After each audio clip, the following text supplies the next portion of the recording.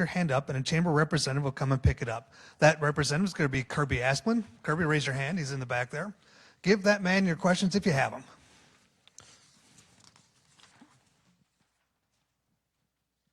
We ask candidates to keep their answers to 1 minute. Both the opening remarks and answers to questions will be timed. Once the alarm goes off, please be considerate and finish speaking. We ask that the candidates please honor the time allotments. If time permits, we will provide 1 minute to each candidate at the end of the forum for any closing remarks. Lastly, during the forum tonight, we ask the candidates to focus on answering the questions that we ask. Those who choose to make personal attacks will be warned. If a candidate is warned for a third time, they will be asked to leave and dismissed from the forum. So, in alphabetical order and by district, the first person to speak will be Kevin Grover from House District 30. From there, we will go to Frank, and then we'll move on to the remaining districts. Kevin Grover, you may begin. Well, thank you. I'd like to thank the Chamber for hosting tonight's event where everybody gets to hear from the different candidates from each district. I think that's a wonderful thing to do. A little bit of background on me. I'm from a blue-collar household. My dad worked at Ford Motor Company at Claycoma on the assembly line for 33 years. I was a proud union member of UAW 249.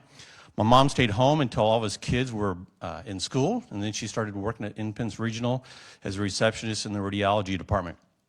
As a professional career, I'm recently retired after 31 years of public education service in the Blue Springs School District, 7 years as a high school science teacher, and 24 as administration in both middle school and high school. That was a lot of fun, and working with those students was very rewarding. I've been married for 28 years to my wife, Janae, who's here with us, and we have 3 wonderful children. And, you know, growing up with our kids, I was very involved in their activities, and so I coached most of their activities and all the sports that they're involved in. And I continue that in serving others by being a co-pastor of my church congregation. I find that, you know, been asked many times why I decided to run for political office. It's really quite simple. I care about people. Not just some people, but all people. I think everyone has a right to be served well. As a school administrator, quite often I'd go to the school with a plan of attack for the day, and lo and behold, it would change rapidly. And that's what I think you have to be as a representative as well, is to be able to shift focus and address the issues that are in front of you at that moment. One of the things that I try to do is try to find a win-win situation for conflicts that I had to deal with, and how I did that was by being a good listener. That's a characteristic that is missing in Jeff City, I think, is listening to other people and helping them out. My most important question I asked myself when I was in education was, is this good for kids? And I'm going to do the same thing in Jeff City. Is this good for citizens of Lee Summit? Thank you, Kevin. Frank Lawrence, your remarks. Hello, my name is Frank Lawrence, and I'm with the Green Party. And we have a chapter here in the Kansas City area that's fairly strong and active. And the Green Party, as you may not know, we're the 4th largest political party in the United States of America, right behind the Democrats, Republicans, and Libertarians. So we are a minority party, and we tend to be on the left side of things, moderate to left. And our basic approach is we find out what people need and want, and that's what comprises our platform. We're very factually based. We're a consensus-driven democracy within our own party, so we arrive at consensus ideas and vote on them, and then they're passed up to the state level, and then they're passed up to the national level. One of the differences in our party with others is we actually have international branches of the Green Party. We're in nearly 100 countries around the world, and we're actually a very significant force throughout the UK, especially in New Zealand and Australia, and England, Ireland, Scotland, and so forth, but also in Germany and the Scandinavian countries. So we have a presence really all over the world, and our original focus was on the environment. And we began with that, but we have a full range of platform suggestions where we are focused on trying to improve our society and to eliminate as much of the corruption that we feel exists in our political system. So I want to thank all of you for the invitation and the opportunity to speak here, and we'll be looking forward to your questions. Thank you very much. Thank you so much, Frank. Jon Patterson. Good evening, everybody, and thank you to the Chamber for putting this on, and thank you to all of you that came out to listen to us talk. My name is Jon Patterson. I'm the current state representative. Have the honor of representing parts of Lee Summit and Jefferson City. Like Kevin, I'm a Blue Springs High School graduate, although I came a little bit after he did. We were discussing that. After high school, I went to college at Mizzou, went to medical school there, met my wife there, and then we came back here and we did our residencies in Kansas City. And we have 2 kids, Leah and Andrew. They're in the Blue Springs School District system. They're doing great. We love living in Lee Summit. And I practiced out here as a surgeon in eastern Jackson County. And at one point, we asked ourselves, could we offer something different? And I decided that we could, ran for elective office, and have been your state representative since 2019. In Jefferson City, I've really tried to take Lee Summit values and Lee Summit common sense to the Capitol, and that means setting aside your differences. That means putting politics aside and working with people on both sides of the aisle. And I think we've been able to do that. I've worked very well with people on this stage, and we've been able to accomplish some great achievements for the people of Missouri. Going forward, I think we have a number of things and a number of opportunities in 2025. Going forward up to the World Cup, I think the goal of the General Assembly should be to pass legislation that really helps families, helps Missouri lead up to the World Cup, because we are going to be on the world stage and we are going to do a great job. So I think that's what Missouri needs to focus on. I thank you guys for having us. Look forward to a great discussion. Thank you. Thank you. District 34, J.C. Crossley. Well, I'm J.C. Crossley. I grew up in a little bit myself. I grew up in Lee Summit. My folks moved here in 1959, and there was 8,000 people that lived in Lee Summit, and it was a small town. And I grew up in Lee Summit and went to high school here, went to grade school. I met my wife in Lee Summit. She was a Lee Summit native. I got a job at a heating and cooling business out of high school, and worked there until 1988 when I bought the business. It was called Sharp Long Heating and Cooling. I ran that business until 2021, and we had a great business. I sold it, retired. I was asked to run in 22. And in 22, I ran a hard race. I didn't get to win. I lost by, on election day, I lost by 37. And then we did a hand recount, and I lost by 42 or 45. It all depends on which figures you look at. So I'm a common sense guy. I've ran a business. I know what it's like to make hard decisions. I know what it's like to make quick decisions, and I know what it's like to fix decisions that weren't good. So I know when to admit I was wrong, and I can carry that down to Jeff City. I can get along with anybody. My employees were my inside customers, and my customers were my outside customers that paid the bills, and I was able to get along with everybody. And I worked for people that I didn't agree with necessarily, but I served them, and we've served our whole life. We've had our children. We had Boy Scouts. We ran Girl Scouts. We coached our daughter's softball team for 13 years. Very involved in my church. I go to Lee Summit Bible Church. I'm an elder there. Very involved in serving people, and I feel like I can serve the people of Missouri in the same way as I have Lee Summit. Thank you. Thank you. Kemp Strickler. Thank you very much. Thanks to everyone who showed up, and thank you to the Chamber for hosting the forum here. I am Kemp Strickler, state representative here in District 34, and the reason that I am running for re-election is that I really want to continue to bring experience, to bring a proven record of results to our district and bring that voice in Jefferson City. I have been your representative for 2 years now, and some of the things that I feel real good about with regard to my track record. First of all, I was part of the bipartisan group that worked to get the landfill stopped on the edge of Lee's Summit. Our Republican colleagues did a good job of shepherding that through, but there was a substantial group of Republicans that didn't want that to go through. And it took our Democratic votes, and Representative Ingle and myself made sure that we got those Democratic votes and that the bill passed. I'm also proud that I got $4 million into the House budget, which led to the final piece to build the new Highway Patrol headquarters just down the road from here. And then I'm also happy that I got essentially promoted, if you will, to ranking member on the Special Committee for Tax Reform. And that allows me to have a voice on tax issues and to represent you, the folks in Lee's Summit, on those tax issues. And as we know, there's some pretty substantial tax issues here in Jackson County this year. So I want to, I understand, I think, the issues that matter to this community. I'm in a position to be able to affect those, and I do work across the aisle and have a proven record of working across the aisle to get things done. So if you would like to see more about me, check out my website at kempstrickler.com. Thank you. Thank you. District 35, Keri Ingle. Good evening, everyone, and thank you to the Lee Summit Chamber. This is my favorite forum of the year. I'm a little bit biased, but I'm proud to have represented Lee Summit for the past 6 years in the Missouri State House. I was first elected in 2018, along with Representative Patterson. And so it's been an honor serving this district.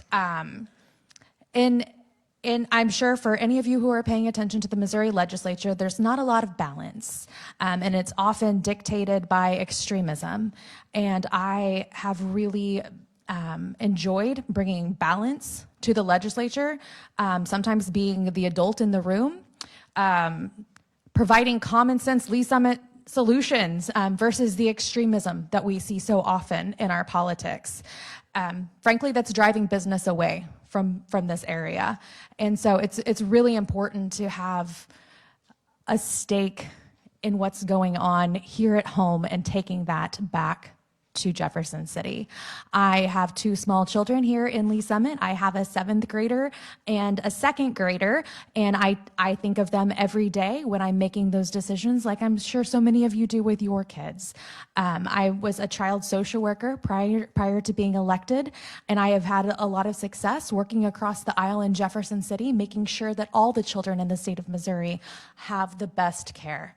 And there's so much work to be done, and I would love to continue representing you in Jefferson City, and thanks once again to the Chamber. Thank you. Thank you all for your opening remarks. We would now like to move into the next phase of the forum, that being the question and answer portion. Audience members, if you have not submitted your questions, please do so. We will raise them up over your head and Kirby will come grab them from you. Because of our limited number of candidates, they will all answer the same the same question. We'll start with House District 30 and go from there. Frank, since you went second in the anonymous, the first question will be for you. The first question is, please state one issue you intend to strongly support and your proposed solution for that issue.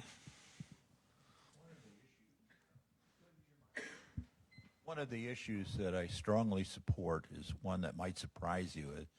At my age, I'm thinking a lot of the necessity of generational change, and that I think there needs to be some guidelines set some way, somehow, to assure that we're mentoring in new members into our legislatures and government, and that there is a defined retirement age or some other mechanism, especially holds true with judges. Nobody should ever serve for life in a government situation. So I think that would be one of my most pressing issues, and I think it kind of has to come from a guy like me who's in that category and knows something about being old, that we reach a point where we should retire and move out of the way and let the next guy lead. Thank you. Jon Patterson. I think one issue that we need to really pursue is public safety. Without public safety, you can't have any of the other things that we're talking about. And I think you'll see a push for that in the next legislative session.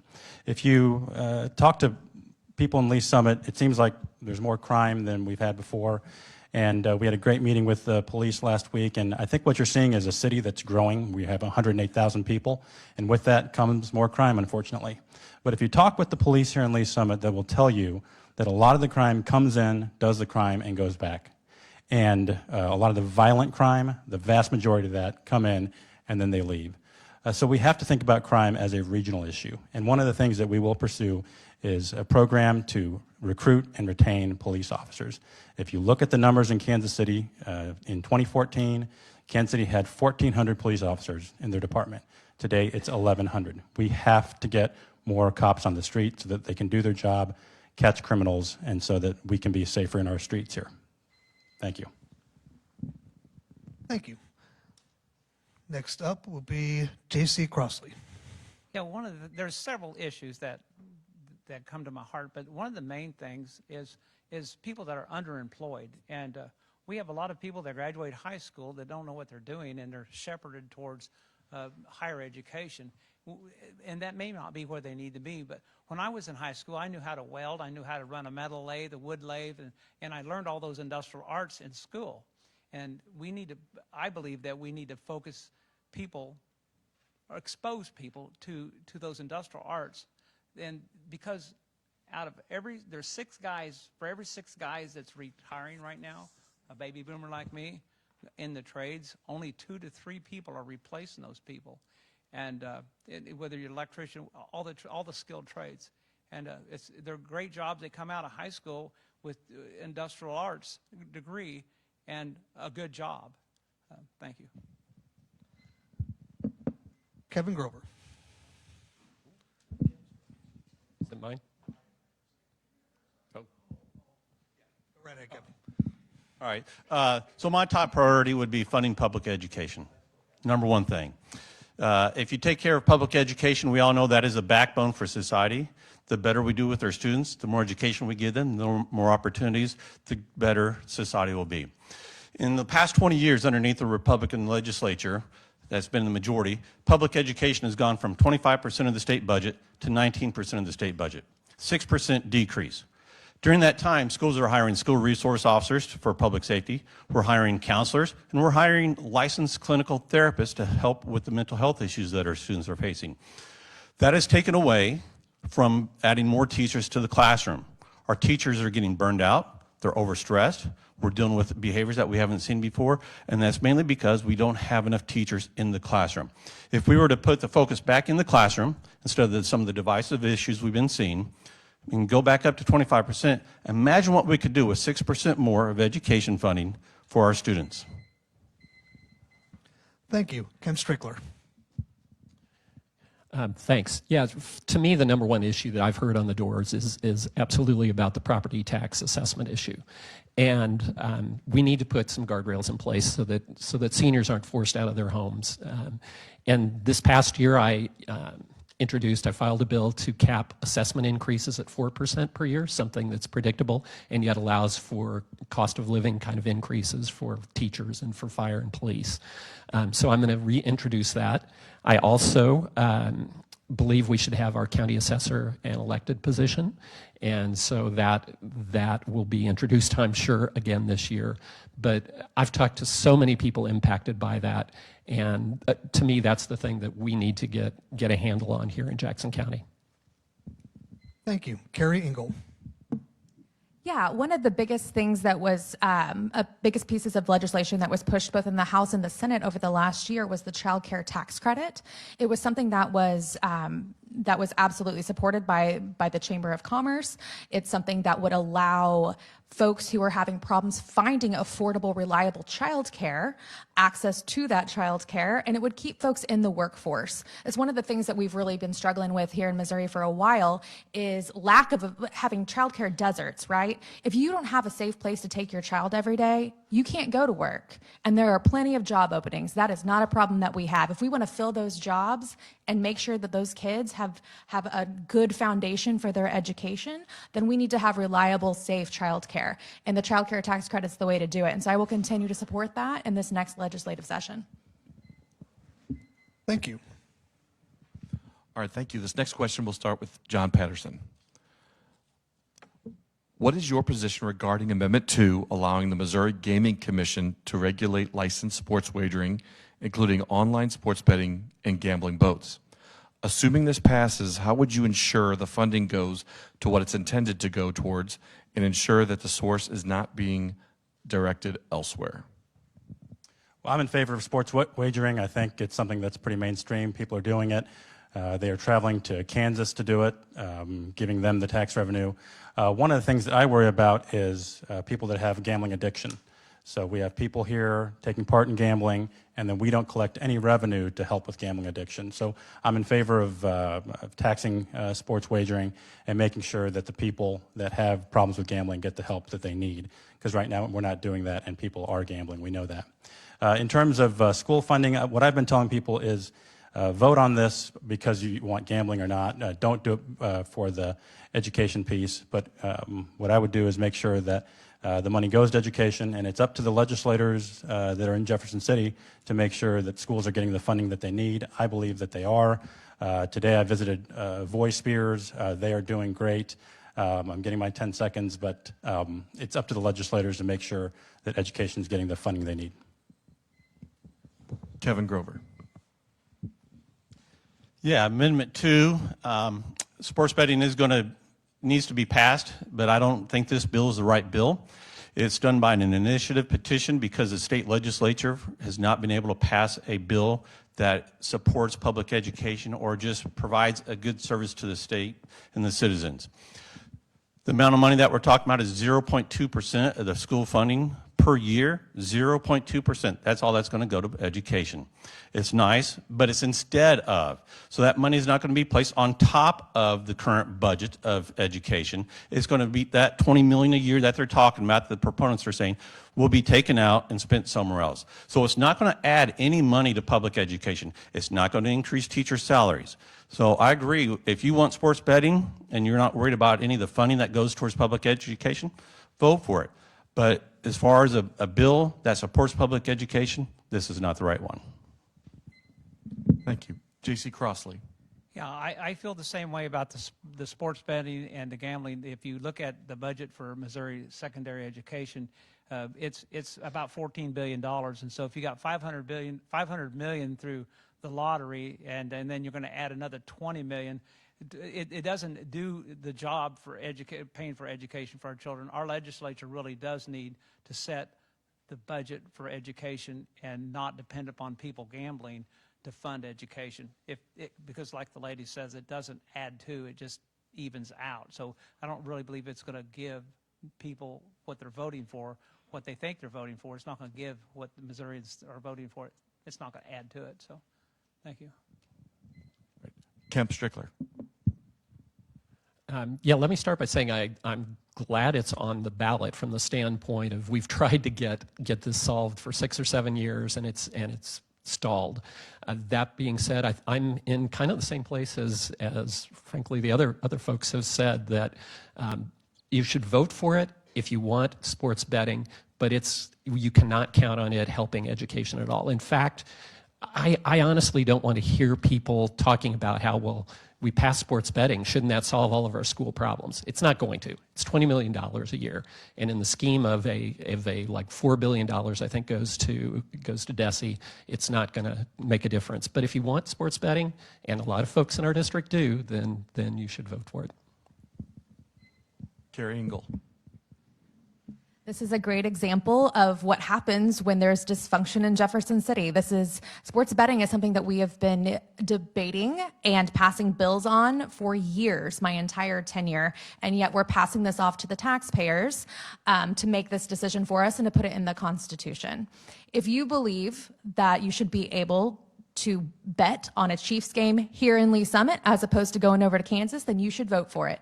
And I agree with the gentleman before me that I don't believe that this is going to fund education in any substantial way. I believe that that's a sweetener that was added to the amendment in order to try to push it over the edge. I personally believe that sports betting should be legal here. I don't believe that people should be fined or serve any time in jail for doing it.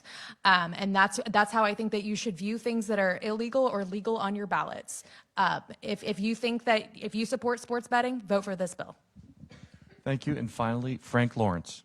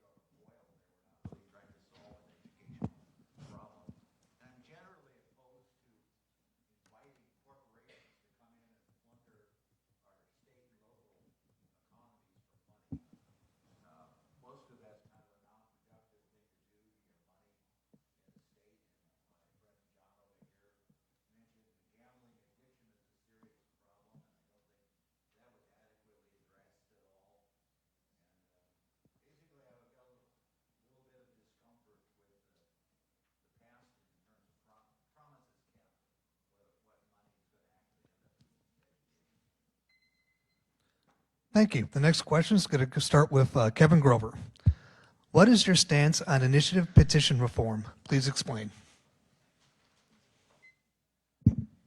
Yeah, initiative petition reform, that's been a hot topic the last couple of years. I think it's one of the most purest forms of democracy that we have. Whenever we have, and it's been used by both parties over the years. And both parties, when they're in the minority and they don't like it, they say it needs to be changed. So that tells me it's probably pretty good the way it's set up. I think that it's a way that the citizens can hold the legislatures accountable when they can't work together to come up with common sense solutions for the citizens of our great state. And so I don't think we really need to change the initiative petition one bit, because it's the best way that the citizens can tell the legislature, you're not doing your job, we're going to do it for you. Thank you. Thank you. J.C. Crossley. Yeah, I am for initiative petition reform. We're a representative republic. We're not a democracy. And democracy is 50% plus one person. And when you look at that, that's mob rule. We need to have, if you take Columbia, Kansas City, St. Louis, and Springfield, can change the rest of Missouri. And those people don't have a voice in what's happening, because if you go out in the rural areas, they think different than we do in the urban areas. And so I think initiative petition reform is necessary so that everybody's represented, not just 50% plus one. Thanks. Thank you. Kemp Strickler. I'm in the exact opposite place on that. I believe that it should be 50% plus one. And the issue is not urban areas having an outsized vote in this, it's rural areas having an outsized vote. So your vote will be worth less in those because of the way that the percentage of people in the districts are formed in Missouri. There was an analysis that said on some issues that as small a group as, I think it was 23% in a Missouri Independent article, could keep a bill from happening statewide if it was split appropriately. But generally speaking, I agree with Kevin that it is a function, kind of the purest form of democracy that we have. And we've gotten good stuff through both from a liberal and conservative side of things. So I am absolutely in favor of keeping it like it is. Thank you. Keri Ingle. I'd like to push back a little bit on what a previous speaker said. We are absolutely a democracy. If one of the folks up here receives one more vote, they will be your representative. That's exactly how it works. When the people of Lee Summit or the people anywhere in the state of Missouri vote for an issue, they often do it overwhelmingly, and it is obviously over 50%. The folks in Jefferson City who want to change the IP process want to do it because those issues, they're losing on them. They are losing on those issues. You don't fight this fight if you are winning on them. Over and over, what we see is when initiative petitions are put on the ballot, they pass across the state. And it's the efforts of the majority party to try to distill your vote in Lee Summit and in Kansas City in favor of, as Representative Strickler said, rural communities, and give them an outsized stake in that vote. So I am absolutely against IP reform. Thank you. As a quick reminder to the candidates, make sure you're speaking into the mic so our folks online can hear you too. Frank Lawrence. Absolutely. What is your stance on initiative petition reform? Please explain.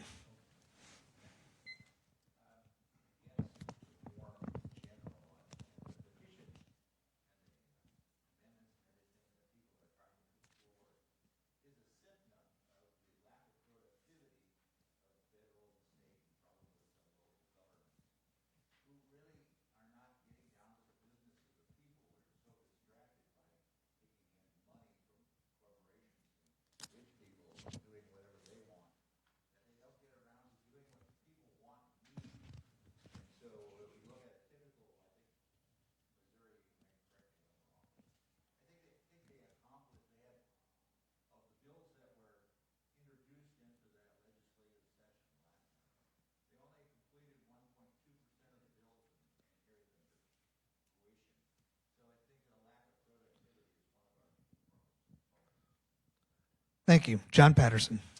I think when you're talking about amending the Constitution of the state, you have to remember these are our founding documents, is the foundation of our democracy, and I do believe it should take more than 50% plus one vote. I would like to see it at something maybe like 55, 57. You are talking about the Constitution. Imagine if we amended the United States Constitution with a 50% vote every other year. It would be chaos, and that's kind of what we have now. I do oppose changing the process to divvy us up by congressional district, because I do believe that dilutes the power of Jackson County, power of Lee Summit citizens, and that's why I opposed it in the last session. But I do think the overall, the process of amending the Constitution with a 50% vote is flawed and should be changed. All right, thank you. Our next question will start with J.C. Crossley. We are currently experiencing robust development and economic growth in Lee Summit. If elected, what will you do to make certain MoDOT and the state of Missouri are adequately supporting, prioritizing, and allocating funds necessary to meet our community's transportation infrastructure needs? That's a long question. Well, we advocate, as a representative, I would advocate for proper infrastructure and proper road in MoDOT. Now, MoDOT, they have their own budget that's not necessarily through the legislature. They're kind of their own entity. But as a legislature and as a group of a body of people, Jackson County has 17, 18 legislatures in it, House reps. We should be able to advocate and hold them accountable for having proper infrastructure. But it's not an easy thing, because you've got another entity that doesn't answer to the legislature. So. All right, thank you. Kemp Strickler? Yeah, with regard to the growth, and we do have issues. I know we want to expand ideally 470 so that the backups that occur there don't happen, or don't happen in the way they are right now. I do think I agree with Mr. Crossley that it is an advocacy issue, and you have to advocate. The city has to advocate as well through MARC, through Mid-America Regional Council, so that it gets on the priority list for MoDOT. But it is an advocacy piece. That's how you have to, as a legislator, you have to push for those issues. And just the way that I pushed for the Highway Patrol building funding, that's the kind of thing that I would do and will continue to do for Lee Summit. Thank you. Keri Ingle? Absolutely, I agree with Representative Strickler. MoDOT is actually appropriated by the legislature, and it is under our purview. We actually provide oversight to the Department of Transportation, and so that is something that the Missouri legislature does. It is an advocacy piece, and it's really important and we've worked really, really well, our Lee Summit Coalition, alongside the chamber here and alongside the city officials, to ensure that we do have appropriate infrastructure funding here in Lee Summit. We were really blessed at being able to get about $8 million for sewer infrastructure here in Lee Summit when we were able to get some new land. And so really proud of the work that we've been able to do and will continue to do. Thank you. Thank you. Frank Lawrence?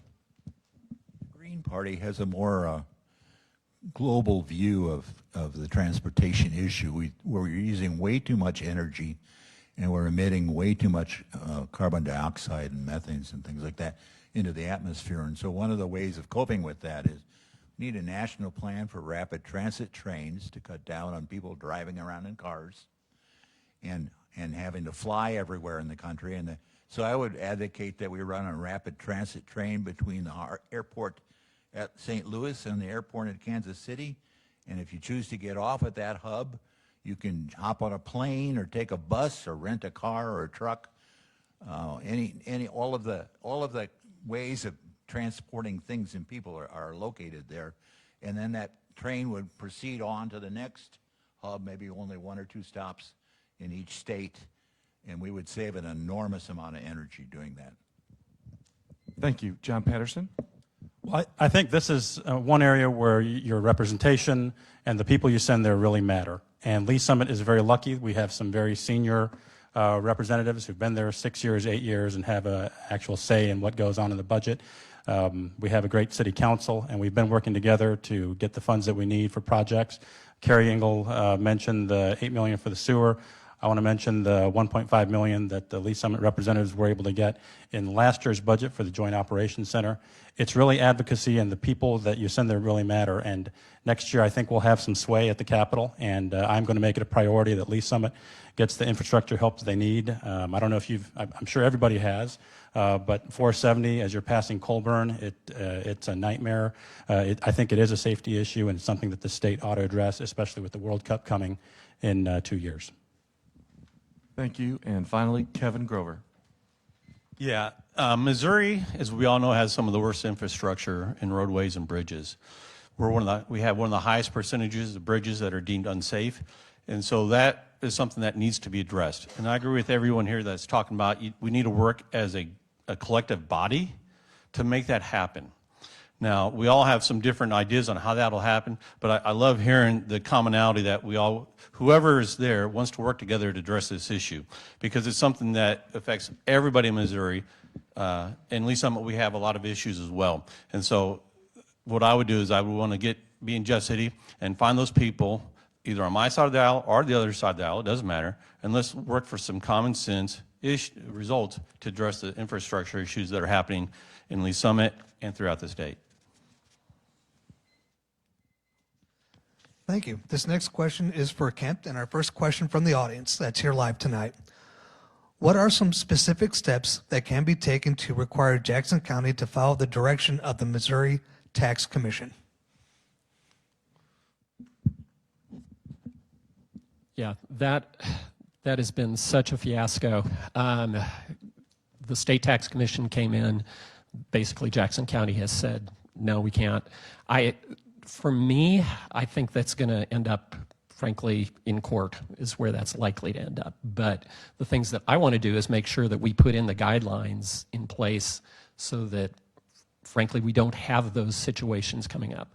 Like I said earlier, I filed a bill. We need something in place that says assessments can only increase by a certain amount.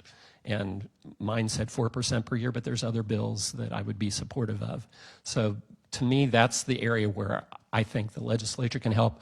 I think it's going to end up, very frankly, in the courts. Thank you. Keri Ingle. I agree with Representative Strickler. I supported his piece of legislation last session and will continue to support it going forward. Unfortunately, I do think that this is a situation where the courts are going to have to step in, and that's very unfortunate. But that's what I predict will happen. Thank you. Frank Lawrence. Well, part of a problem, and we're faced with that in our own family, is that personal property tax could eventually rise to the point where we no longer afford to be living in our house. And part of that is due to the declining purchasing power of your dollar, which declines a little bit at the rate of inflation every year. And so a lot of things are not properly adjusted for the fact that our money value keeps changing. But then there's some arguments about personal property being a very regressive tax. And I think it begs the question, when most of our wealth in this country is actually held by a very small percentage of people, why we aren't more aggressive at collecting taxes from the upper class and financing some of the things that we need as society here. Thank you. Jon Patterson. Well, I have to disagree with my friend Kemp on this just a little bit, because he says a new law is going to fix it. They're already not following the current law. So I don't think it's a law issue. I think it's personnel. And unfortunately, change is only going to come when we elect leaders who follow the law and worry about the well-being of the citizens. I would also take this time to point out that if we had an elected assessor, that would help the situation, because we could hold them accountable. So that is legislation that I think we've all supported on this stage, the ones that are in the legislature, and I think we should continue to pursue. Thank you. Kevin Grover. Yeah, this is something that's touching so many different people. I hear about it all the time at the doors, especially people that are retired. And I make sure that I tell them about the senior tax freeze that the state legislature updated this past year, make sure that they apply for that if they're over 62 and retired. It is something that is unfortunately going to have to be resolved through the courts. And I do agree that the assessor should not be an appointed position. It should be an elected position. But I would also recommend everybody go back and look at what the state legislature did a couple years ago, where they passed an amendment. They passed a bill that said the assessors have to be elected, except for in Jackson County. So they carved that out. So that's something that I would recommend. Go back and look and see who voted for that. It's something that I think that a long time ago we all should have said that needs to be elected, because that way that person who has such a major impact on our fiscal bottom line is held responsible and can be held accountable at the voting ballot. Thank you. J.C. Crossley. Yeah, it's the top issue when I at doors is what can you do about the property tax issue, the fact that they won't honor the state tax commission's order to roll things back. And I said in the legislature you might be able to work to get the county executive to do with the order. It's going to wind up in court. It's what's going to happen probably, because he's refusing to do it. Senior tax-free, I had a forum for Lee Summit last night at senior tax-frees, and these people are desperate to find out how to operate that senior tax-frees. Our county doesn't do a very good job of helping people go through that process. It's quite confusing. I'm one of the old people now, and so there's a lot of people that don't understand technology and how to do that on their phone, and they're confused and they're scared to file for the freeze now because they're afraid that it'll go down and they won't get it. So I think we need to work hard as a legislature to make sure that the assessor is elected and that our county executive is doing what he's supposed to do. Thank you. Moving on to our next question, and it'll be Keri Ingle. Here at the Chamber, we definitely do talk about some controversial issues, so this one will be our first, and this is another question from the audience tonight. Will you be supporting Amendment 3, yes or no? Why or why not? Yes, period. I absolutely support Amendment 3. I was present in my very first session in May of 2019 when we passed at that time House Bill 126, which was the most restrictive abortion law in the country. It was triggered, but they put a trigger amendment on it for when the overturn of Roe occurred, and it made it the most restrictive in the country. There are no exceptions for rape or incest. And the language that currently exists in the law that would support an abortion when it comes to the life and health of the mother is so fuzzy that medical providers are afraid to offer care. What we refer to that as a chilling effect on women's ability to seek care in the state of Missouri. It leaves them hemorrhaging in parking lots. This is America. I support Amendment 3. Thank you. Frank Lawrence? I'm actually a Roman Catholic, but it's generally supposed that the majority of Roman Catholics will vote yes on this thing and reject the current law related to abortions, because we are pro-life. And that's not in a limited sense. It's in the sense that we're also against executions, we're against war and nuclear weapons, and a wide variety of things. We want our kids to have health care and be raised properly up to the age of 18. And many of it, if you're not really talking about education, contraception, and adoption, then as ways to reduce the abortion issues, then I think you really completely miss the boat. And I believe that women have equal rights, and they have the right to make decisions about their own body, just as men do. Nobody would object to me if I had a vasectomy. Nobody would stand in my way. So, thank you. Thank you. And just a reminder, make sure we keep those mics close to our mouths tonight. Jon Patterson? I don't think an abortion ban works. I don't think it's working for Missouri. With regard to Amendment 3, I don't think it's something that I can support, but everybody's going to go out and vote the way they feel in their heart. And I think the question shouldn't be, how are you voting? I think the question should be, what are you going to do when people vote? And what I've told people is that we should respect the will of the people, and we will. It'll be the law of the land, and we have to go forward as the people decide. So I think that's the question that you should be asking the people on the stage. The people are going to vote, and we have to respect the wishes of the people. Thank you. Kevin Grover? Without a doubt, I'll support Amendment 3. It's all about a woman's right to choose in their bodily autonomy. it's something that they, between them and their doctor, should make that decision. It's not government's place to be in the office with the patient. I also think that we should have not have cut the funding to Planned Parenthood, because that has taken away some major health care services to the most vulnerable people within the state. And that's what we see a lot with the current legislatures, that we always attack the most vulnerable people. I also think that I appreciate that people will respect the law when it passes, because the vast majority of people are going to pass. There are people that have voted, that are still in the legislature, that voted for the trigger ban. And if they're going to respect the will of the law when it's passing, let's make sure and let's hold people accountable that they do not, in the legislature, try to change the wording and take away those rights that Amendment 3 will put back on the books. Thank you. J.C. Crossley? Yeah, personally, I'm against Amendment 3, and I'm against abortion, but I'm against Amendment 3 because of the fuzzy language in Amendment 3. It reads completely different than the ballot. The ballot sounds pretty good, but the ballot language. But if you read the amendment, it's too fuzzy. But once again, as Patterson said, it's going to be put to the vote of the people of Missouri.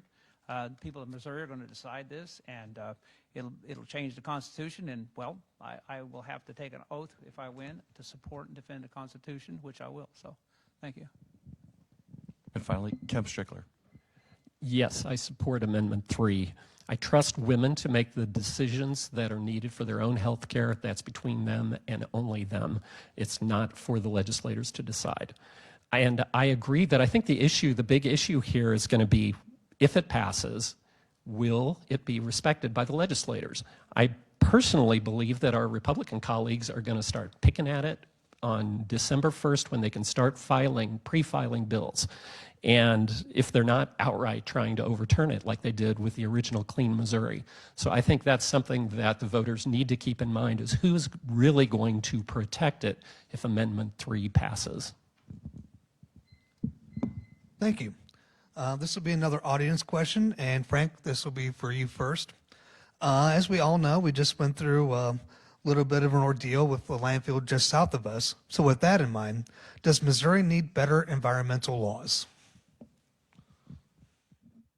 Does Missouri need better environmental laws? Yes, sir. Oh, yes. And as an agricultural state, we need the laws, especially governing the quality of the soil and water and the drainage from large farming operations. The amount of chemicals in our environment is a serious healthcare problem that has not been well defined. And we need to fight the toxicity of many of the things that we're being exposed to in our daily lives.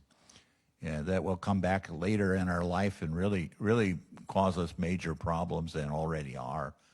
So yes, we need better conservation of energy. We need alternate forms of energy generation that do not generate a lot of carbon dioxide and other things into the atmosphere. So yes, very definitely. Thank you. Jon Patterson. Well, I think protecting our environment, our natural resources is an honorable goal, and I think we have done that. Just as an example, in the last legislative session, we passed legislation to make sure that these operations that Frank is talking about, that they're regulated, that they're tested, and that they have to conform to environmental standards. So I think we are trying to take care of the environment. I'm not sure it's the issue that's on everybody's minds as we talk with people at the doors, but yes, it's an honorable goal to make sure that we keep our natural resources and we honor the environment, and we have done that, and we should continue to do that as we move forward. Thank you. Kevin Grover. Yeah, respecting the earth, the waterways, the land, the air, it's so important. It's how we survive. The more toxicity we put in the land and the air, the harder it is for have good health. I think that, though, in all that, we have to find a balance. We can't go to the extreme. We have to find that balance that will, one, increase the productivity of agriculture, but also at the same time making sure we don't cause harm. I've worked on a farm before, and I've seen firsthand farmers that work with all the chemicals, the pesticides, the herbicides, the fertilizers, and the amount of cancer rates with farmers is astronomical as they get older because of all the stuff that they're exposed to. So we need to, when we talk about this, we got to remember that We can't sacrifice the one for the good for the all. We got to find that balance in there. Thank you. J.C. Crosley. Yeah, I think our natural resources is something that was a gift that was given to us that we do have to protect. My family spent most of their vacations camping in Missouri, and especially southern Missouri, and that's where I camped with my family as they got older, and we've enjoyed those natural resources, and I would hate to think that they get spoiled, and you get an oil spill or a chemical spill that gets into a stream. It does ruin that, and it has to be cleaned up. So I think the legislature has a responsibility, a duty to protect our natural resources. Thanks. Thank you. Kemp Strickler. Yeah, I agree with a lot of what I've heard. The one thing I would say slightly different from Representative Patterson is I don't think it's on people's mind until it's in their backyard. And like with the landfill, it became the issue that was most important. I know in St. Louis, the issue of radioactive waste is the issue for those folks. Down in southwest Missouri, the issue of sludge being put on to fields down there and damaging the environment, that was the issue for them. So I think we need to be more proactive with regard to some of the environmental regulations, get out in front of some of these things to make sure that we don't have to have these sort of last-minute panics like we did here locally with the landfill issue.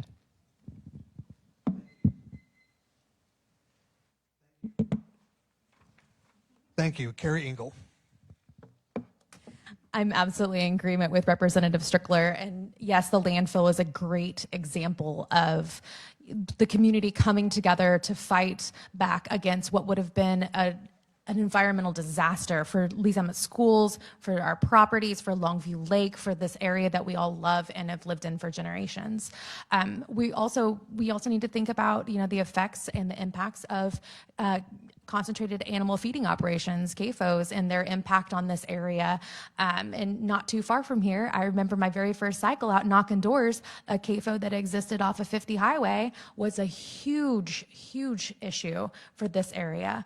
And so, I do disagree that we are really going the opposite direction when it comes to environmental protection, and we are being reactive as opposed to proactive when it comes to ensuring that these natural resources that we enjoy will be enjoyed for generations in the state. All right, thank you. We're moving on to our next question, and it'll be to Jon Patterson. Do you support the concept of accredited private and charter schools, and whether taxpayers sending their children to these accredited local schools should receive refunds proportionate to the savings to the public school district of the loss of each of those students not attending the public option? Well, I support public schools, and I have to tell you, in Jefferson City, you meet a lot of people that talk about the virtues of public schools and send their kids to private schools. Well, I send my kids to the same school district that I grew up in, Blue Springs School District. Like I said earlier today, I was at Voice Spears with the commissioner of the Department of Education. Had a great visit. It's a great school. And I can tell you that nobody will support public education more than I do, because I think I'm one of the few people on this stage that have kids in public schools. We choose to send our kids to public schools because they work for us. We could send them to private, we could send them, we could homeschool, but we choose public schools. What I want for all of Missouri's parents and Lee Summit parents is for them to have the option. So I support charter schools, and a lot of the people in Lee Summit send their kids to private schools. I support that. I don't want any child in here to think that we don't support the education that they're getting, and so I support charter schools and I support the private schools. Thank you. Kevin Grover? Yeah, I wish I had more than a minute to talk about this. No, I do not support public money going to private schools or private schools. Right now, someone can give a little over $6,000, $6,500, I'm not sure the exact amount, dollar for dollar tax credit, which will go to providing someone a scholarship to go to a private school. Those private schools do not have to follow the same policies, guidelines, accreditation processes that public schools have to go through. If you're going to receive public dollars, you got to follow the same rules. It's real simple with that. Also, if 10% of the students in Lee Summit go to private schools, as people are talking about here, that's $3.2 million that the school district of Lee Summit is out, and they have to make up in fixed asset cost. Regardless, $3.2 million if 10% go. That's a large amount of money that the Lee Summit School District will have to go through if we allow private schools to still continue to get more and more money. Because, folks, they're going to keep chipping away. They've been raising that price every year, it seems like. Thank you. J.C. Crossley? Yeah, I grew up in Lee Summit. My kids all went to Lee Summit High School. And I think there's not a better school district in Missouri.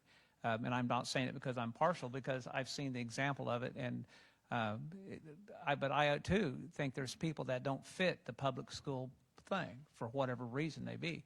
I'd hate to tell someone they couldn't go to school someplace else other than the one place that they can go. I believe in school choice, and it's a matter between the parents and the students, and wherever they choose to go to school. So I do support, for lack of a better term, school choice. Thank you. Kemp Strickler? And I agree that parents should have school choice, and they do today. What I don't agree with is taxpayers paying for them to have that school choice to go to private schools, or I just, again, like Kevin said, public dollars need public oversight. And without the public oversight, I don't think that should happen. I'm also against the expansion of charter schools beyond where they're at. I think that cuts funding for the existing districts. And I'm against also open enrollment, which came up because that allows folks to send from other districts, send their kids to our school district, where we're paying a certain level of tax rate. And I just am not in favor of that. So I do support our public schools. I support our teachers, but I am against public funding for private schools. Thank you. Keri Ingle? I agree with my friend Representative Kemp Strickler. I have, like I mentioned earlier, I have 2 children here in the Lee Summit School District. I'm a proud daughter, granddaughter, daughter-in-law of public school educators, and I will continue to fight to make sure that Lee Summit schools are the best in the state. I believe that I think charters and privates have their place, but I don't believe that our tax dollars should be funding them. Charters and privates get to pick their students. Public schools take all students, regardless of where they're at. I believe that school choice and a lot of the bills and the voucher bills that we've seen offered by school choice proponents will defund public education. They will make it harder to fund Lee Summit schools, and I am against that. Thank you. And finally, Frank Lawrence. No, I don't believe in robbing the public school system of money. And again, as I said, we're falling very short of being adequately funded there. And if people want to have a private school, or they want to do homeschooling, then that's on them to figure out a way to finance that. And it should be held to the same standards in our society. And would mention a little different line, that because something is an expense doesn't mean that it's not an investment. And we've learned from the GI Bill and other programs that when you spend $1 on education in the GI Bill, they got back $7 worth of value to society. People got better jobs, better paying jobs, pay more taxes. And so education is an investment. Child care is an investment. It ought to be at least $4 or $5 worth. And so let's invest. Thank you very much. This next question is going to be for Kevin Grover. Gun violence is a serious problem in Jackson County. How can Lee Summit voters trust you to keep our neighborhoods and schools safe? That is an issue that is very dear to me. As a public school principal, the safety of our students was our #1 priority. And 75% of all gun violence that happens in a public school, the perpetrator got that gun from their home or from a relative's home, 75%. We need to enact some common sense gun laws, including safe storage and red flag laws. I think that finding ways to partner with community organizations to find activities for youth that are don't have the amount of activities that are available after school, to give them something to be involved in right after school when their parents aren't home, is another way that we can help reduce gun violence, because a lot of times, as we saw in the Super Bowl shooting, it was youth. We need to give them an activity to be involved with to where they're not filling it with something that's not appropriate. Thank you. J.C. Crossley. Well, I went to high school here. I've said that about 3 times now. When I went to high school, there was pickup trucks. This used to be more of a rural farmer community, and the guys come to school in their dad's pickup truck. There'd be a .22 and maybe a .410 shotgun on the Easy Rider rifle rack in the back window of the truck, and it sat there all day, and no one bothered it. And if we had a disagreement, well, some guys would go to the car wash and have a fight. But it wasn't the guns that caused the problem. It's the society we live in. We have passed Senate Bill, I got Senate Bill 754. It was common sense gun control or gun safety. I think when you start talking about gun control, people's back of their neck goes up and says, you're going to control what guns I have and how I have it. I think people should have responsibility to keep their guns under lock and key, keep them safe and away from children. And we need a prosecutor in Jackson County that actually prosecutes gun crime and puts those people in jail. Thank you. Kemp Strickler. So I do support the Second Amendment, but I do believe that we need to do something to get some common sense reforms that the majority of people want. We've mentioned red flag laws to keep guns out of the hands of people that shouldn't have them. Universal background checks, safe storage of our guns. Those kind of things I think can help. The challenge that we've got right now is that, very honestly, down in the legislature, and I've just been there 2 years, but we can't even talk about it. We cannot talk about it down there before the dialogue gets shut down. And we need to be able to talk about issues like this. We need to be able to discuss these and have debate, because this is too important an issue. So I would ask that, hopefully the leadership of our House and our Senate will allow us to talk about that moving forward. Thank you. Keri Ingle. I absolutely, as a gun owner and a mother of 2 and a social worker who has sat in living rooms with folks who have survived gun violence, I will tell you, we need to listen to what law enforcement is telling us what to do about it. They are telling us that red flag laws work. They are showing us where it works. They are telling us that allowing minors in the state of Missouri to carry guns on public land is not okay. It makes it harder for them to do their job. But instead of that, as Representative Strickler said, we are shutting down that conversation. We're not even allowed to discuss guns on the floor without being gavelled down. And that is the leadership in Jefferson City right now. And so if you want to see what law enforcement is telling us, and if you want to see a good response to gun violence, elect different leadership. Thank you. Frank Lawrence. Yes, I'm a farm boy. I grew up hunting and have quite a few guns. But I believe that they should be regulated like we regulate cars and motorcycles and airplanes and bass boats and other things that have a significant amount of public risk. And so our guns should be registered, and we don't have to confiscate them. If you want to keep your gun at home, the privacy of your home, your relatives that follow you after your death are going to be likely to get rid of those things because they don't want them. So we don't need to confiscate them. And everybody needs to be trained in gun safety and be able to demonstrate some skills and knowledge about guns. And not everybody should be given the right to have a gun and carry it. And we can have as many guns as we want, but you have to follow the laws. Thank you. Jon Patterson. Well, this is something that I have dealt with as a trauma surgeon down in Kansas City as a surgery resident. We saw shootings every single night. There was not a night that you would go by that you didn't get a shooting. And then a lot of nights you would have multiple shootings. So this is something that I've seen firsthand. And in Kansas City this year alone, there have been 600 shootings, 150 or so of which have been fatal. And those numbers are from August, so it's going to be much higher than that. I don't think any new gun laws are going to do anything about the shootings in Kansas City. I think what's going to change that is cops on the street catching criminals and putting criminals away so that they can't commit these crimes with firearms because they're not following the laws. We have to treat crime. And like I said, we're 300 police officers short. That's what we need to address, not new gun laws and new restrictions for law-abiding citizens. Thank you. We're going to move on to our next question, and it'll be for J.C. Crossley. What should our Missouri legislature do to keep both the Kansas City Chiefs and the Kansas City Royals on this side of the state line and avoid a significant reduction in taxable revenue? That's a hard question.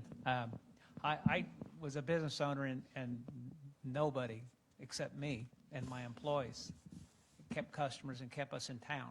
We provided a great service. People kept using us, and our business grew.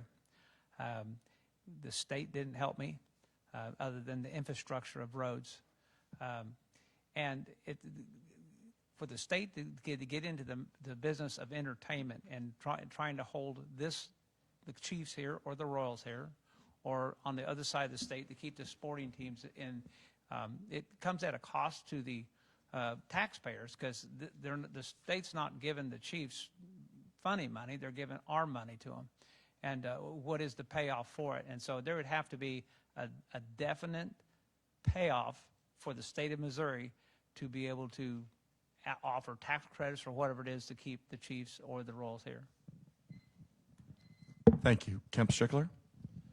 I do believe that we need to treat the Chiefs and the Royals like we would any other business of a comparable size with the comparable impact to Missouri. And we've given tax credits to other businesses that are large and that employ a lot of people.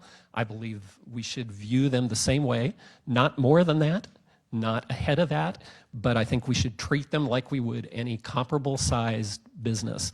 A lot of times we get into the whole issue of, they're owned by billionaires, that kind of thing. And I get that. But so are all the big companies that employ a lot of people in this area. And so I think our goal needs to be what's appropriate for the state of Missouri to keep those jobs in the state of Missouri. Thank you. Keri Ingle? Once again, I agree with Representative Strickler. We provide all kinds of incentivizations to big corporations to come to Missouri that are ultimately far less impactful than big companies like the Chiefs organization and like the Royals organization. And so I think that it would be incredibly detrimental to this entire region if we were to lose them to another state. It's also would be incredibly demoralizing to those of us who have enjoyed them for so long. And it's hard to say how many dollars are garnered through tax revenue, not just by if you attend a Royals game or you attend a Chiefs game, but by people coming to Kansas City because of those organizations and staying at our hotels and spending money at our restaurants and going to our small local shops. And so it's important that we look for a solution to keep them here, but still being accountable to the taxpayers. Thank you. Frank Lawrence? Send some recommendations to Jackson County on that topic. I believe that if it was viewed as an investment, a public investment, that we could swing the deal, but I don't think Jackson County should have to bear the whole weight. We have at least 5 other counties, 5 counties on the Missouri side and 2 on the Kansas side that ought to have part of that action as well. And it wouldn't cause me great concern if say, the Twins or the Royals moved over to the Kansas side, because I go across state line all the time anyway. But we could build new stadiums, and they could have a roof on them and, better facilities. And it could make a good public investment if we did it right. But I think one of the things that we lack in government in general is that we ought to be asking for some ownership of the teams, like the Green Bay Packers are owned by season ticket holders. Thank you. Jon Patterson? I think we need to do everything we can to keep the sports teams here in Missouri. I know too many people here in Lee's Summit that work at the stadium that are dependent Their job's dependent on tourism. A lot of police officers work there to supplement their pay. It would be a huge blow to Missouri to lose the teams. Recently, I went to Jack Stack to eat here in Lee Summit. It was the night before the Monday Night Football game. It was filled with Saints fans, and it was great to see. They were all there in their Saints gear, enjoying Kansas City, enjoying Lee's Summit, staying at our hotels, eating at our restaurants. We have to keep that. I will tell you that this is something that needs to be started at the city and county level.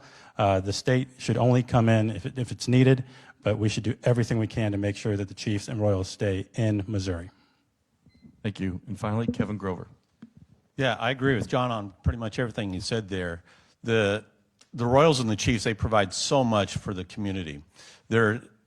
It's not just somebody's primary job. There are a lot of people, a lot of organizations that work during game events that receive funding to pay for kids to go to, go on a band trip, a choir trip, or something like that. So it's just not taking care of the owners. TIFs, tax increment financing, has been around a long time.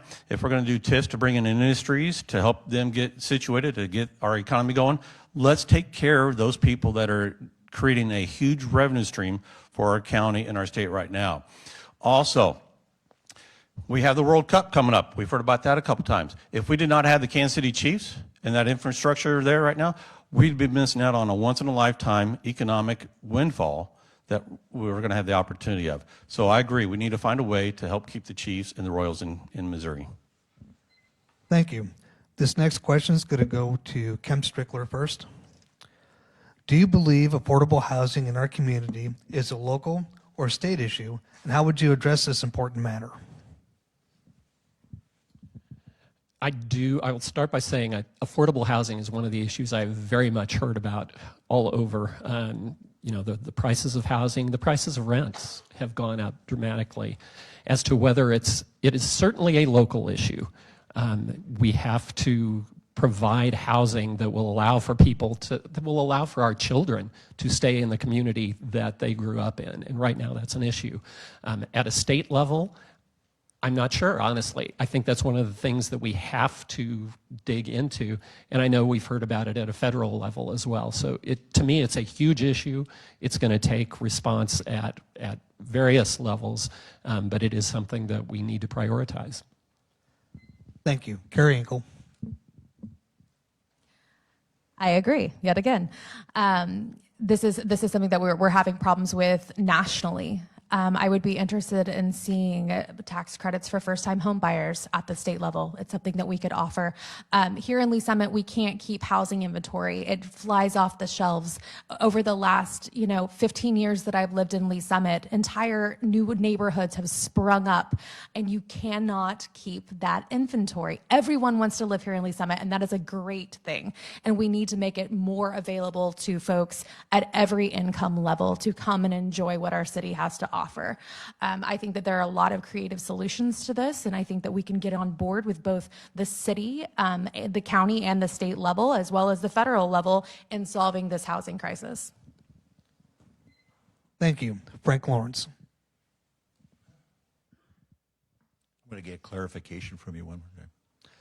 Absolutely. So the question is on. Do you believe affordable housing in our community is a local or state issue? And how would you address the important matter? Oh, it's definitely both. I mean, we have, again, an opportunity to invest in housing and to grow our community.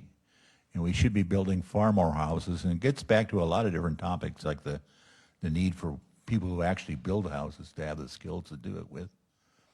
But yes, that's a great investment for this community, to build more houses. And I see there's a lot of rental property going up, but I have some doubts that somebody who makes minimum wage is going to be able to live in those things. So we need to redefine our housing and have neighborhoods that cater to that. I don't live in a neighborhood that I would say that a lot of wealthy people are living near me, but they're nice people, and I appreciate them. They're good neighbors. Thank you. Jon Patterson.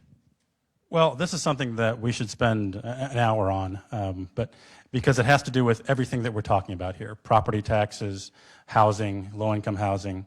There is absolutely something that the state can do, because right now the cost of housing is what it is because of supply. So if you look at Kansas City, the permitting process to build new homes, that is backed up. In October, they were issuing. In January, they were pulling permits for ones that were applied for in October. We're not building the supply that we need. So we need to make sure that we have an environment where people can build houses. So these restrictions that they're putting on in Kansas City, where they're putting environmental restrictions, the state can say, hey, you can do that, but you have to show that the home buyer is going to get a return on that investment within 7 years. They've done this in other states. We need to build more houses. That will stabilize property taxes. That will stabilize housing. That will do more to allow people to live the American dream of owning their own home. Thank you. Kevin Grover. Yeah, I think this is a local issue. It mainly comes down to the City Planning Commission and what they approve and what the community wants. We've all seen where different cities, someone has suggested to put a housing addition in, but the people that back up to it fight it in their city council, and it gets defeated. Or the investor gets tired of continuing down the road. So I think that's something that needs to be dealt with at the local level. A lot of people like to look at the state or the national government to resolve issues, but this, to me, is a local control issue. And if a city wants to increase the amount of affordable housing, they should do that. Lee's Summit, we do have a lot of farmland. It's one of the largest cities as far as square miles, but finding an appropriate house that fits your budget is becoming more, it's been challenging for years. And we do need to increase the amount of housing and residencies that are available. Thank you. J.C. Crossley. Yeah, I'm going to just split this up into affordable housing, whether it's apartments or people owning their own homes. And I think that's people's biggest investment when they get along in years. It's their biggest asset. It becomes, for me, it's probably my biggest asset. Well, it's probably my biggest asset, a hard asset. And we need to be able to build affordable housing. I was talking to a young lady at the doctor's office the other day, and she has to rent. She said, I can make a house payment, but my rent is more than a house payment. She just can't get her down payment to ever get into a house. And it is tough. There's a lot of factors why housing has gone up and then stayed up, and it's because demand exceeds supply. And so when demand exceeds supply, the pricing goes up. I think it is a local problem. I think the cities need to make it easier to build houses. I'm not talking about cutting corners or making things bad. It's just there is a lot of regulations put on builders and developers to be able to do that. Thank you. Thank you. We're going to be moving on to our next question, and it will start with Keri Ingle. Do you support local municipalities setting guidelines and regulations in their community, or do you believe the state legislators should have more control? Please explain your answer. So I support local control. I think that the best government is the most local. That's why I support our school boards. That's why I support our city council. These are folks who live in your neighborhood that are directly accountable to you. I believe that different communities have different priorities, have different goals, and that the closer the government is to the people, the more responsive they are to the needs of the people that they're serving. Oftentimes we see in Jefferson City right now, the majority party is trying to limit local control. They're trying to push it back. They're constantly telling specifically Kansas City and St. Louis what to do as opposed to their own city councils and their county legislators. And so I will continue to push back on that and continue to empower our local elected officials to do what they think is best and to be accountable to the taxpayers. Thank you. Frank Lawrence? Well, it takes federal, state, and local to get any big projects done in this country.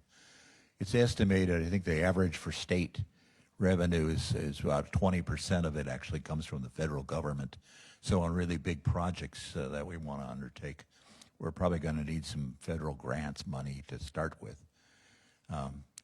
Yes, I mean, again, I take an investment, look at that, and see what kind of investments we can make, what kind of a return on what kind of a return on our expenditures we are likely to receive, and would strongly support those kinds of things, more local control.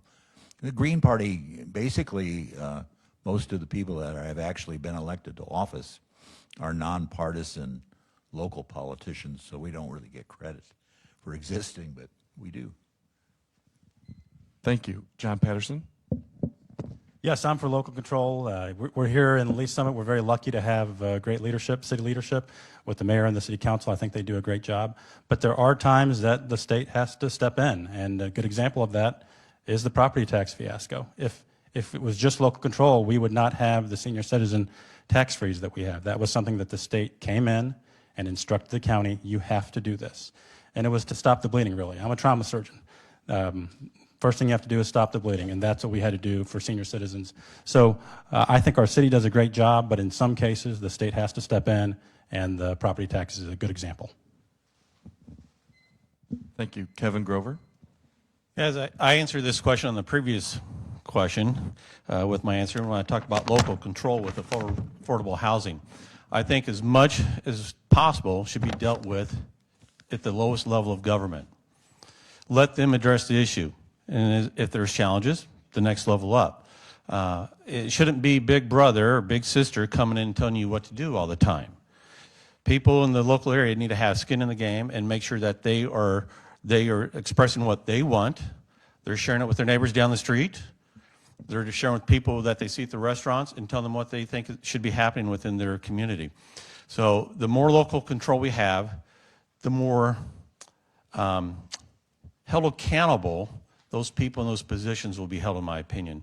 And that's how we can make the quickest adjustment. Because if we wait for the state level, it's going to be a long time. Thank you. J.C. Crossley? I agree. Local control is always better. When local people make decisions, they have to live with them. And if the people representing them in the local government aren't doing their job, they change those people out. And they get their stuff done. I don't like state control of local issues. Only when the local isn't doing, like the county, our county wasn't doing what it's needed, the state does have to step in. But that should be a very, very rare occasion. Thank you. And finally, Kemp Strickler? I do support local control, and frankly, I've been frustrated by the number of times I've seen down in the legislature folks on the other side of the aisle trying to take away that local control, whether it's from the taking away local control from the citizens of St. Louis with regard to their police, whether it is EV charging stations and trying to tell communities what to do on that, whether it's even parking meters and eliminating parking meters. Those are the kind of bills we see trying to attack local control. And so I very much think we need to have local control. The one thing I would push back a little bit on from what Representative Patterson said on the senior property tax credit piece, we really gave local control with that. We told the counties that they could do it, but we did not mandate that they give the senior property tax freeze. So that was local control, and the Jackson County did pass that. So yes, I'm in favor of local. Thank you. This next question is going to be for Frank Lawrence. On the November ballot, voters will be asked to approve Proposition A, increasing our minimum wage to $15 per hour by 2026, as well as requiring employers to provide 1 hour of paid sick leave for every 30 hours worked. Please explain your position on this ballot initiative. The Green Party position is that we peg and mention the fact that people ought to make a living wage. So our number is more like $25 an hour. The original minimum wage set at $7.25, which still exists around the country, was actually a pretty decent wage for many years ago. And as I said before, your dollar keeps declining in value, and by now, if we had applied inflation to that, we would be talking about a minimum wage somewhere up in the 20s for most places in the United States. I think Missouri's a little bit below on the average of maybe $21 or $22 an hour. So that's really the target that we need to be talking about. We were way behind in terms of giving people jobs with decent benefits and pay. and asking them to pay for food, clothing, and shelter and all the necessities. Thank you. Jon Patterson. I will not be voting yes on Proposition A. I think it imposes a one-size-fits-all mandate on Lee Summit businesses, which I think will be detrimental to Lee Summit small businesses. I trust Lee Summit business owners to run their businesses, and I think the best way we determine wages are through the free market. I think what you'll see happen is businesses will have to lower wages, lower hours, or they'll close. And this is not just fantasy. It's you can see it in other states that have done it. When California raised their minimum wage to $16 an hour, the rate of unemployment for 16 to 19-year-olds went from 10% to 20%.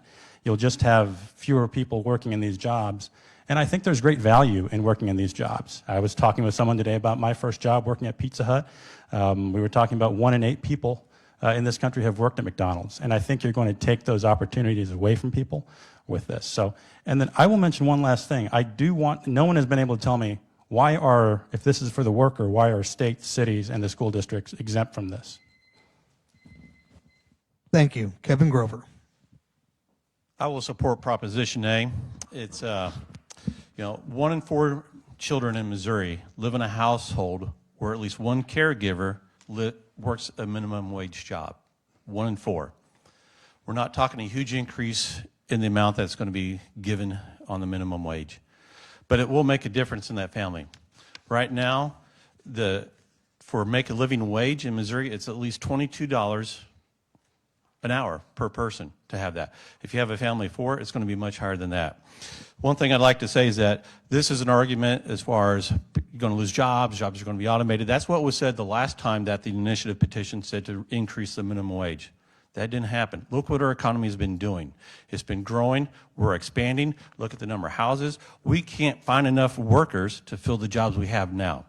Our unemployment rate is 4% or so. So I would definitely support Proposition A. And we're not talking about the earned sick leave, which is the critical part. Thank you. J.C. Crossley. I won't be supporting that. The sick leave is the one that bothers me. Is the majority of people in America are employed by small business, not big corporations, small business. And so you have 1 and 2 and 3, 4 people are in a business, like a little flower shop. You're going to require that employer, because it says all employers, that employer to provide 1 hour of sick leave for every 30 hours they work, a paid sick leave. That's going to be devastating for small businesses. The $15 an hour, we're already there anyway. You can't get a job. You can't get anybody to come to work for you to flip a hamburger for less than $15. And Culver's, they pay even more than that. So the economic part of the wages, I think, takes care of itself. A free economy will take care of it. We need to spend a lot more time, though, talking about how do we get people fully employed? How do we get people that are making $30 an hour as opposed to worrying about making sure they get $15 an hour? Thanks. Thank you. Kemp Strickler. I do support Proposition A. We've talked some about the importance of having a living wage, and right now with the minimum wage where it's at, that is an annual income of $25,500 per year, which is the federal poverty level. If you've got 1 kid, that qualifies you for SNAP benefits, and I just don't think that if you are working full-time, making minimum wage, that you should be on SNAP benefits, on food stamps. The sick leave provision, it's right now that puts workers in a difficult decision of whether they have to give up pay or whether they come to work sick and share that with their coworkers and with the customers. And so I do support that part of it as well. I do understand there's potential concerns about the lawsuit piece of that. There is a piece in there, and I get that. And I think those are things that we can look at if that turns out to be an issue. Thank you. Keri Ingle. I'm glad to hear that my colleague supports local control over the minimum wage, because when St. Louis voted to increase their minimum wage, the Republicans in Jefferson City overturned the will of the people who voted to increase that minimum wage. And so that is why we are doing it at the state level and putting it in the Constitution. I think it's really important to talk about the paid sick leave part of this and the fact that people are afraid to stay home when they are ill and they are going to work sick and they are infecting their coworkers. They are also afraid to stay home with their sick children because that job is not guaranteed to them. Again, this is a human rights issue when it comes to paid sick leave, and people should have the ability in the United States of America to stay home and have that job guaranteed to go back when they've earned that sick leave. Thank you. Our next question will be for Jon Patterson, and it'll be our final question of the night before we do wrap up. And it is quite a softball, and it is from our audience. How often will you try to work across the aisle to find common ground and compromise?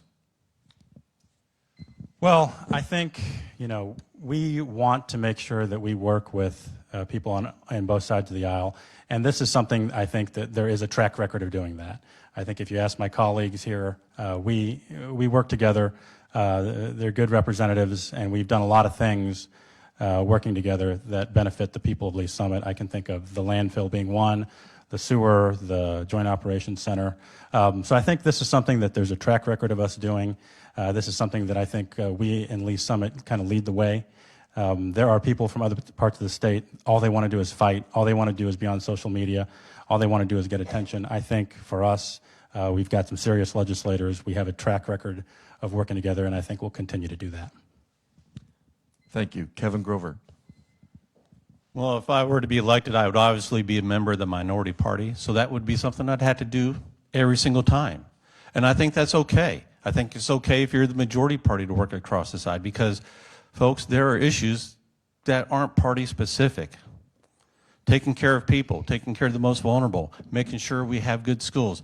That shouldn't be much of a political issue. We should all have a common ground on that. So yes, in Jeff City, I would want to pay attention to other people across the aisle that have similar values, that have a similar goal that I have, and I'd want to create a relationship with them and talk with them, find out more about them, listen twice as much as I speak. There's a good story about that, right? And so by doing that, create that relationship, and then we find those topics that we both agree upon, and we can work together to try to pass a bill that will be a benefit to the citizens and not something that divides us. Thank you. J.C. Crossley? Tell me the question again. I want to make sure I get it right. Sure. Oh, I remember what it is, because it doesn't affect me. But if I'm elected, that's the only way you're going to get anything accomplished is by working across the aisle. The only way you get is we have so much vitriol now in politics, and we got people on the left, people on the right, and majority of people need about 95. I think we would agree on about 95% of everything. It's just the things that we don't agree on is the ones we spend time arguing about. And we need to, everybody wants the same thing. They want safety, security, they want a place to live, they want food on the table, they want to make sure that their kids grow up to be well-rounded citizens. And we just disagree on how we're going to accomplish those things. And I think we need to spend more time on how we're going to accomplish those and not arguing, because I think that's why a lot of people don't come to forums. They don't get involved in politics. They're tired of all the arguing and the name calling. So thank you. Thank you. Kemp Strickler?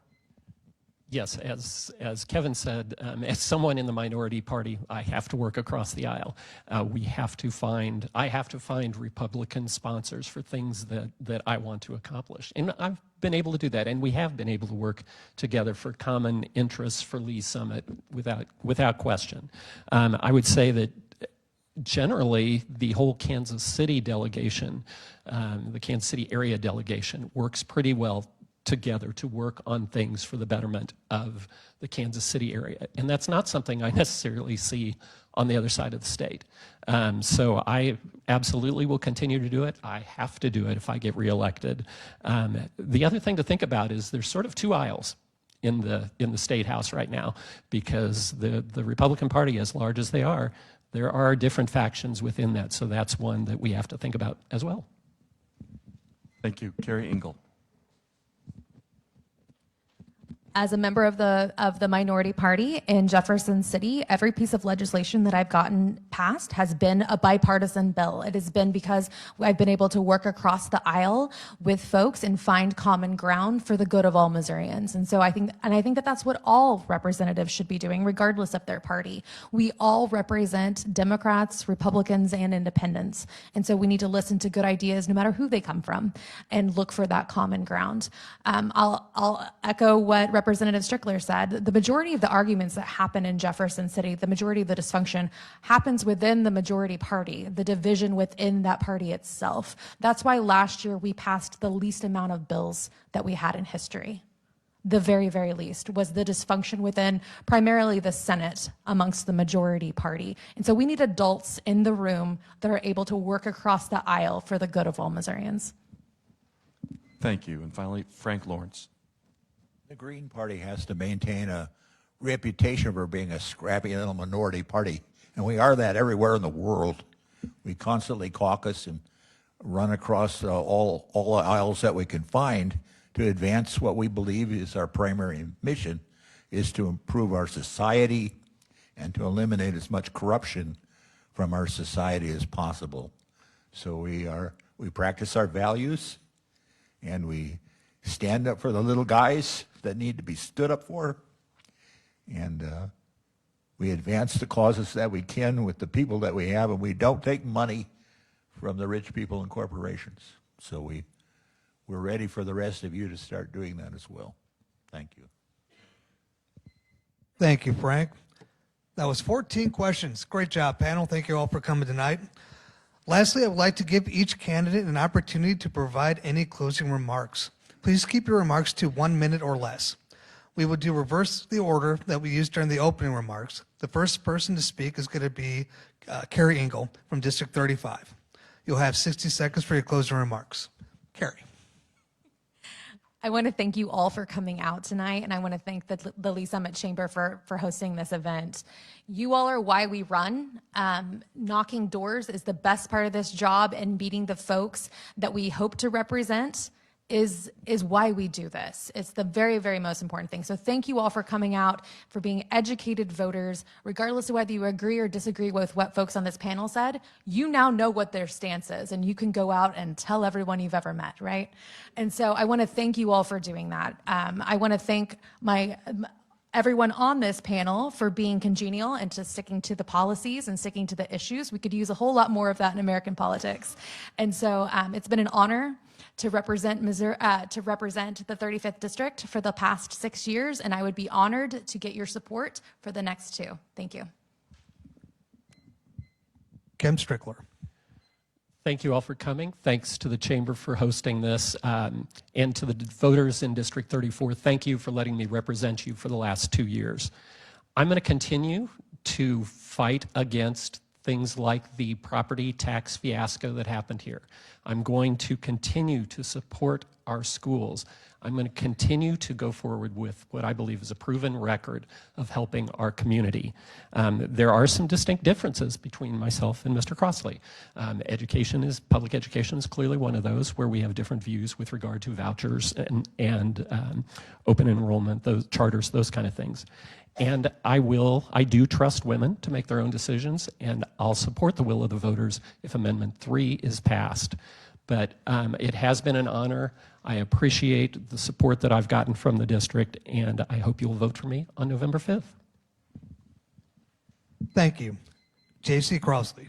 I do want to thank you, everybody, for coming out. It's been exciting here, and I wish more people here to enjoy the process of it. And I thank the Chamber for doing this.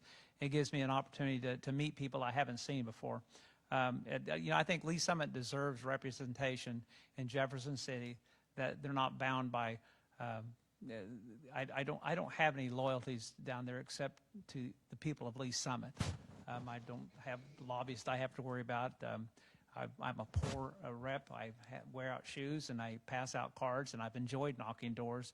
I've met a lot of great people, heard a lot of great stories, and people just want government that works, and that's all they want. They want to be able to feel like they can reach out to people and get their problems solved that they have, know what to do, and I'll do that for Lee Summit, and I'll enjoy doing it. Vote for me on November 5th. Thank you. Thank you. District 30, Jon Patterson. Well, thank you all for being here. In the past 2 years, I've had the opportunity to travel to every corner of the state. And when you get to visit places like Maryville down to Dexter, you get to see everything that the state has to offer. And what I can tell you, what I've learned from that is there are few places in this state that are doing as well as we are here in Lee Summit. We're the envy of the state. Well, in the next 2 years, Lee Summit is going to lead the way in Jefferson City. We're going to have a Speaker of the House from Lee Summit. And we are going to show the state what can happen when you use Lee Summit common sense, set aside your differences, and work for the well-being of the people. So tonight I ask of you, whether you're Republican or Democrat, to join me in these next 2 years, to help me in Jefferson City, from the city leadership, business leaders, to the teachers, the doctors. We're going to do it together. And I have to tell you, it has been an honor to be your representative. I'm so proud to be doing this. I'm so proud to be from Lee Summit. God bless you guys. Have a good night. Thank you. Frank Lawrence. Well, I am so honored to be here and had a chance to speak with you, and I'm so impressed by the amount of agreement that we actually have as a group and the congeniality that comes across. And I imagine there are many places in our country where we wish that we had that kind of an attitude going on in all levels of government, people getting along, trying to solve problems and fix things, repair the damages that are done. And it's a great source of hope. So if this particular job doesn't work out, I know that there's plenty of opportunities in the school board, in the city government, and Jackson County that need people to do various things for them. And we'll probably be looking at that, unless I'm taking John's position, then we'll make different plans. Thank you. Thank you. Kevin Grover. Well, I want to thank the Chamber for hosting a great event tonight. I've really enjoyed it. Also, thank you for the questions that have been submitted. It would be a distinct honor to represent the citizens of House District 30. Knocking their doors has taught me a lot about the values that they have. So when I'm faced with issues and difficult decisions, I always try to find a win-win solution. And it's something that I think that is missing in Jefferson City, and it's been missing for quite a while. In talking with voters, they're tired of the winner-take-all mentality that has taken place down there. They don't want that. They're tired of the in-party fighting. They're tired of the party leadership that can't control their members, and all they do is bicker about divisive issues and not what's best for the state. They're tired of, they want us to address the real issues: education, economy, safety, infrastructure, things like that. That is the type of representative I want to be. I want to be the one that will get down and deal with the real issues that people want to see done with. If you'd like to learn more about me, go to my website, groverformo.com. And thank you for being such a great audience tonight, and I hope I've earned your vote.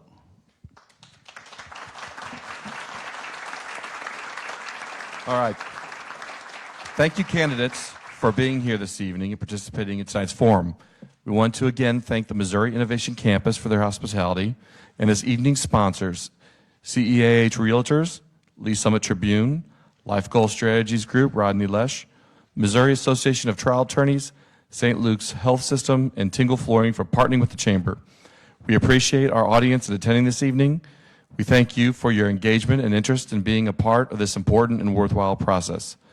Lastly, the Lee Summit Chamber has done its part by introducing the candidates to the community. Now we ask that you do your part and represent your right in the voting process by voting on Tuesday, November 5th, 2024. Thank you again, and best to all of our candidates. Thank you.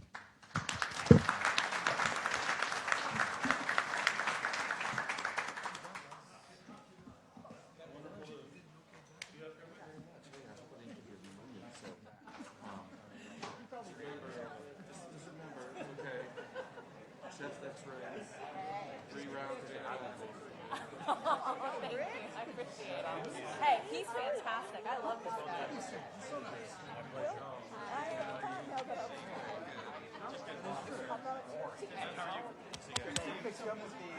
Yeah, I think all.